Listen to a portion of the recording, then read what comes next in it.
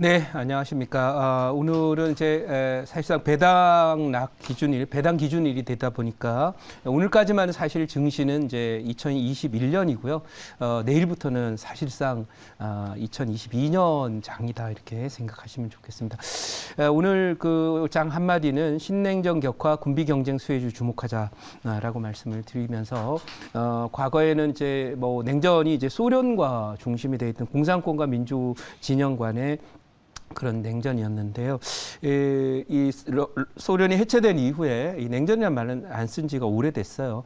그런데 최근 들어서 부상하는 중국과 또 패권 전쟁이 진행되고 새롭게 러시아가 우크라이나를 중심으로 한 과거의 소련의 영광을 재현하기 위한 그런 패권 전쟁에 들어가면서 아시아와 유럽의 주요 지정학적으로 중요한 그런 그 지역을 두고 결국 미국과 또 러시아, 중국 간의 패권 전쟁이 다시 가속화되는 그런 모습이에요. 그래서 내년도 장 자체는 결국 뭐 긴축이 키워드가 되거든요. 그래서 글로벌 FRB가 3월 이후부터는 긴축이 본격적으로 진행이 되고 또 EU도 결국 이 3월부터 테이퍼링 종료하고 금리 인상에 들어가며 아시아 국가 중에서는 중국과 한국, 뭐 브라질이라든지 여러 개도국들은 이미 올해죠. 올해 3월 이후부터 긴축을 진행을 했기 때문에 내년도에는 전 세계 그 금융시장의 화두는 긴축이 될 것이다 이렇게 말씀을 드릴 수 있겠고요. 이런 구조 속에서 이제는 경기가 좋고 뭐 실적이 좋은 거는 이미 시세에 많이 반영이 됐다 이렇게 보실 수 있겠습니다. 저점부터 글로벌 지수가 대부분이 100% 이상 올라왔기 때문에 뭐 추가적으로 실적이 좋아진다고 해서 반영할 만한 게 남아 있냐 하는 생각이 들 정도이고요. 올해는 뭐 어제까지 이제 미국 증시도 강했듯이 올해 장은 좋았지만 내년 장은 새롭게 다가오는 악재들 그리고 경제적인 거, 국제 정세적인 측면들 이런 부분들이 또 부담이 되는 그런 장이 될 것이다 이렇게 말씀드리고 오늘 그 아나운서께서 이제 좋은 얘기 많이 해주셨는데 오늘 사실은 우리나라 자동차 산업에 굉장히 중요한 악재가 하나 터졌습니다. 바로 현대차가 수소차를 아마 그만두지 않을까 하는 생각이 들고요. 수소 사회를 위해서 많은 투자와 연구개발을 했던 것들이 수소차를 이제 현대차가 중단을 하게 된다면 결국 그쪽 산업 쪽에도 구조조정이 또 진행이 될 수 있는 그런 요소가 있기 때문에 어쨌든 뭐 여러 가지로 지금 장은 내년도에는 올해보다는 악재가 많은 해가 될 것이다 이렇게 말씀드리고 그 중에서 또 핵심적으로 떠오르고 있는 신냉전 격화와 관련된 종목 갖고 왔으니 참고했으면 좋겠습니다. 자, 그러면 오늘 제가 보유한 종목들 리뷰 잠깐 가보도록 하겠습니다. 자, 대성에너지입니다. 대성에너지가 지난번 1차 목표치를 터치를 하고 나서 한 3일 쉬다가 오늘 고가 돌파 시도를 하고 있는데요. 오늘 이제 대성에너지가 급등을 한 것은 역시 뭐 가스 가격의 인상이 내년 다음 정부에 있을 것이다라는 거고요. 그런 호재도 있어요. 하지만 또 하나의 호재는 최근에 지금 글로벌 정세가 안 좋아지면서 어제는 드디어 이제 미국에 있던 천연가스 가격이 오르기 시작을 합니다. 이것은 어쨌든 우크라이나 문제가 격화가 되게 되면 글로벌 가스 가격에 영향을 주게 되고요. 그런 면에서 어제 이 미국의 천연가스 가격에 비해서 큰 폭의 상승세를 보였는데 이런 흐름들이 결국 우리나라에도 이제 영향을 미치면서 대성에너지는 차트로 제가 설명을 드렸지만은 여기가 고점이 아니라 최소 11,700원 이상은 보인다. 그러니까 이 자리까지는 갈 거니까요. 터치할 차익을 하더라도 오늘은 이제 뉴스가 첫 나왔으니까 뭐 그렇다고 치더라도 결국은 꾸역꾸역 올라가면서 여기까지 갈 것이다. 이렇게 말씀을 드려보도록 하고요. 수익 극대화 꼭 하고 깔끔하게 잘 차익하고 나오시기 바랍니다. 그리고 그 다음에 이제 종목들 잠깐 보면은요. 이 농심이 사실 내년도 이제 경기 방어주로 말씀드려서 제가 소개를 드렸었던 종목이고요.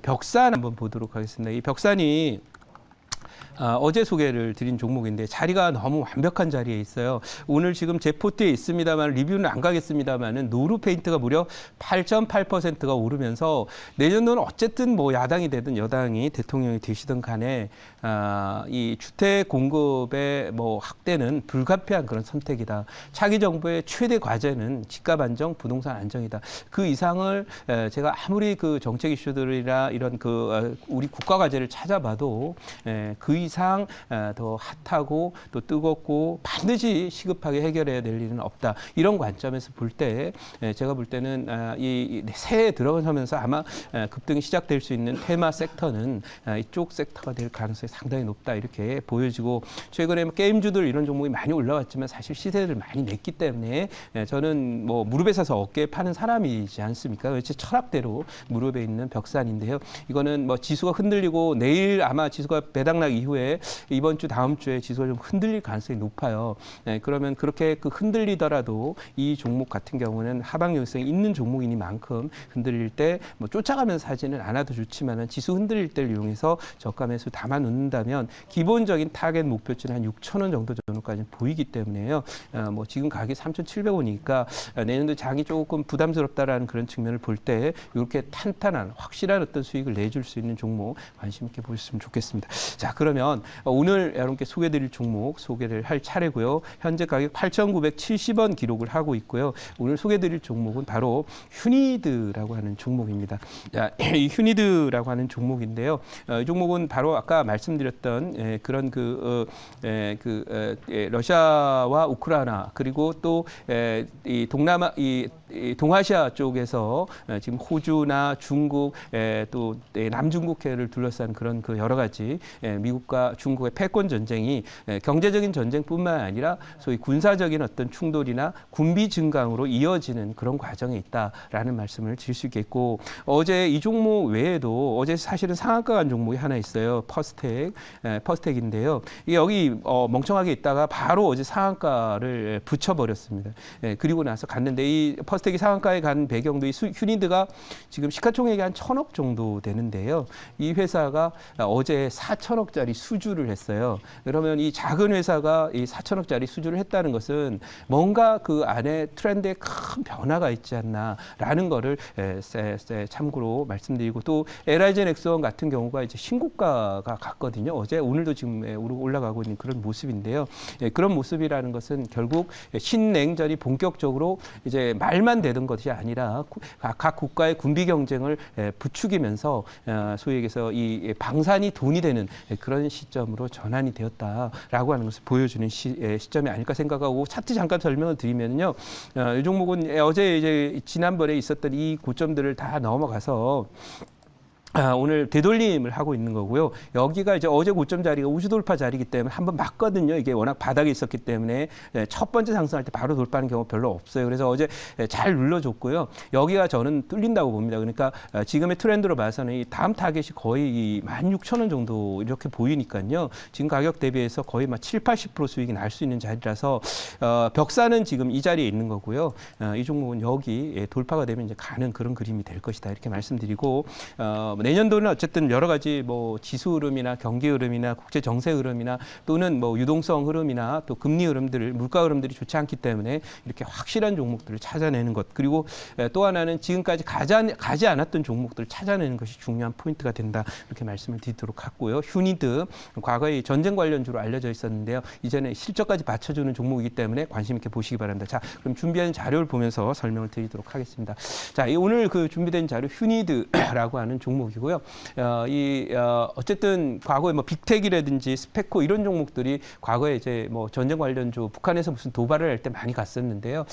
이 종목은 지금 실제로 글로벌 군비 경쟁 때문에 아까 말씀드렸지만 시가총액 1,000억짜리가 4,000억짜리 수주를 지금 받았어요. 그것도 우리나라 정부로부터. 그러니까 우리나라도 역시 지금 뭔가 돌아가는 움직임 심상치가 않기 때문에 국방비나 이런 군비를 계속 늘려가고 있는 그런 구조입니다. 그렇다는 거에서 수주가 나왔던 걸로 보시면 되고요. 그 다음에 이제 미국과 러시아가 우크라이나에서 패권 투쟁 승부수를 내고 있다. 한반도에도 먹구름이 나왔다. 이런 제목의 이 기획 기사가 나왔는데요. 이 내용들을 쭉 보시면요. 이 우크라이나는 사실상의 유럽의 한반도와 같은 지정학적 위치를 차지하고 있습니다. 그렇기 때문에 동아시아에는 한반도라면 유럽에는 우크라이나다. 이렇게 보시면 되겠습니다. 그래서 러시아는 반드시 그거를 챙기고 싶고 하고 일종의 물류 기지이기도 하고 또 세계 3대 식량 기지이기도 해요. 그래서 사람이 살자면 이제 먹고도 살아야 되니까 뭐 사람이 이제 뭐 무슨 전기 코드 꼽아가지고 충전해 갖고 산다면 좋겠지만 그렇지 않고 먹고 살아야 되니까 바로 그 사람이 얻는 에너지는 식량에서 나오게 되는 거고요. 식량도 결국은 에너지 아닐까 저는 그렇게 생각을 합니다. 그래서 그런 면에서 그렇고 또 가스관과 관련된 그런 여러 가지 요소들도 그렇고요. 아무튼 러시아는 반드시 우크라이나를 손에 넣으려고 할 것이다 이렇게 보고 많은 분들이 이 부분에 대해서 가볍게 생각하는 경향이 있는데요. 소련이 드디어 이제 그 유럽 쪽과 관련된 어떤 패권에서의 어떤 유리한 위치를 차지하기 위해서 반드시 손에 넣어야 될 그 지역이 우크라이나다 이렇게 말씀을 드려보도록 하고 시간 되시면은 이 기사 한번 꼭 읽어보시라는 말씀 드리도록 하고요. 다음 장 한번 보도록 하겠습니다. 자, 다음 장의 경우에는 미국이 이제 괌, 호주 등의 인도태평양 지역에 미군 기지 확정을 검토하고 있고 중국은 당연히 이제 반발을 하겠지만 뭐 반발한다고 안 할 거 아니고요.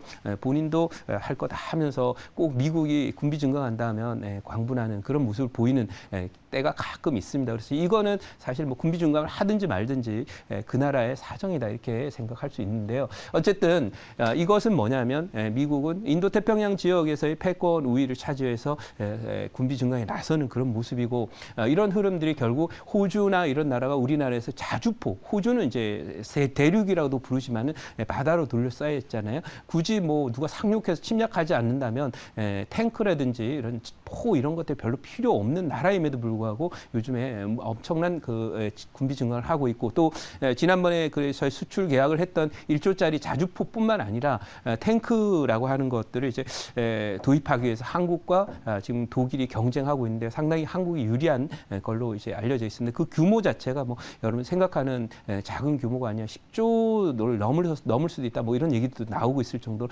강한 그런 군비 투자를 호주가 진행하고 있고 또 호주는 핵잠수함도 지금 미국에서 기술을 이전받아 하는 그런 모습이에요. 그러니까 동아시아를 포함한 인도 태평양 지역에서의 패권, 바다에서 패권과 육지는 우크라이나에서의 패권 전쟁이 지금 전 세계적으로 나오고 있고 러시아가 소련이 붕괴된 게 이제 90년대 초반이죠. 90년대 초반에 붕괴된 이후에 새롭게 이 냉전 구도가 더욱더 강화되고 지금처럼 군사적으로 이 양 진영 간에 팽팽하게 긴장이 고조된 적이 과거 30년 동안 없었습니다. 그래서 이런 부분이기 때문에 앞으로 군비와 관련된 그런 종목들은 상당히 좀 관심이 필요하다 이렇게 말씀드리고 제자리로 가서 질문 받아보도록 하겠습니다. 네, 한번 제가 해보도록 하겠습니다. 네. 자, 우선은 그 지금 신냉전 격화로 네. 국제 정세가 좀 불안하다고 말씀하셨는데 네. 우선은 그 러시아의 그 현재 우크라이나의 침공이나 그 다음에 천연가스 문제로 네. 오늘 또 에너지 관련주들이 그 와중에 좀 급등이 나왔어요. 대성에너지나 네. 그 다음에 대성산업 같은 경우에 급등이 나왔는데 여기 이제 인플레이션까지 겹쳐서 네. 내년에 그러면은 이 지금 유가나 천연가스 원자재 가격에 대한 전망은 좀 어떻게 보시나요? 일단은 네. 이 과거에 스태그플레이션을 불러온 거는 우리나라가 전 세계가 스태그플레이션을 얻어맞은 이유는 바로 중동 전쟁입니다. 네네. 그것처럼 이게 에너지를 집중적으로 생산하는 지역에서의 어떤 분쟁 발생은 결국 이 원자재뿐만 아니라 연료 가격, 에너지 가격의 급등을 불러오고 그것이 이제 인플레이션이 되고 또 인플레이션이 되다 보니까 결국은 이제 워낙 그 원자재 가격이 많이 오르다 보니 경기 침체로 이어집니다. 그래서 그 경기 침체를 스태그플레이션이라고 부르는데 내년에는 그럴 가능성이 상당히 높다. 지금 미국에서는 그 FRB 의장이 이번 인플레이션은 일시적일 것이다라고 얘기했는데 그게 틀렸다고 지금 지난번에 고백을 한 것처럼 이게 코로나 사태가 어느 정도 해결이 된다 하더라도 또 회복되는데 시간도 걸릴 뿐만 아니라 이 여러 가지 분쟁들이 발생을 하면서 이 에너지 가격의 급등이 계속 상당 기간 이어질 것이라서 또 에너지를 무기화한다는 그런 표현도 있는 것처럼 이런 그 인플레이션은 내년에도 계속 유지가 되지 않을까 이렇게 생각하고 있습니다. 자, 그럼 요 종목 목표치 말씀드리면 1차 목표치 1,500원, 2차 목표치 12,000원, 또 손절가는 7,500원 대응하도록 하겠습니다.